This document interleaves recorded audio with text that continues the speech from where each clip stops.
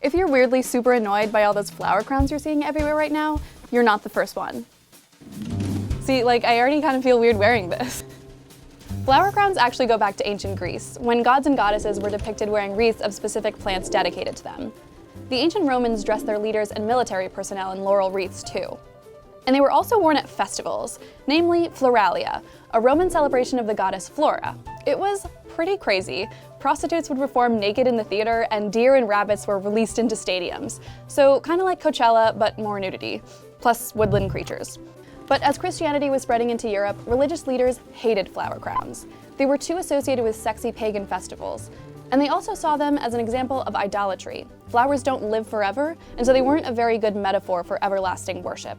So for much of the Middle Ages, flowers kind of died down in European culture. And it's thanks to increased global trade and the resurgence of Greek and Roman literature that they came back again in the Renaissance.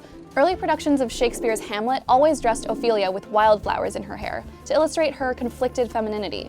And when Rembrandt painted his wife as the goddess Flora, of course he put her in a flower crown.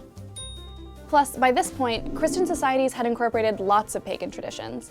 In Northern European countries, the Floralia festival had evolved into the secular celebration of May Day, in which one girl in a flower garland would be crowned the Queen of May.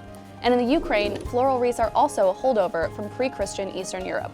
Unmarried girls would wear them up until their wedding day, and it's still a part of Ukrainian national dress.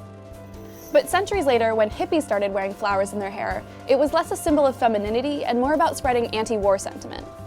The flower crowns we see today can kind of incorporate any of these meanings, whether they're worn by brides, or on the runway, or at music festivals, or to announce your pregnancy if you're Beyoncé. And even though they really annoy a lot of people, it's pretty funny to know that flower crowns have kind of always been annoying. I don't know, I feel pretty cute.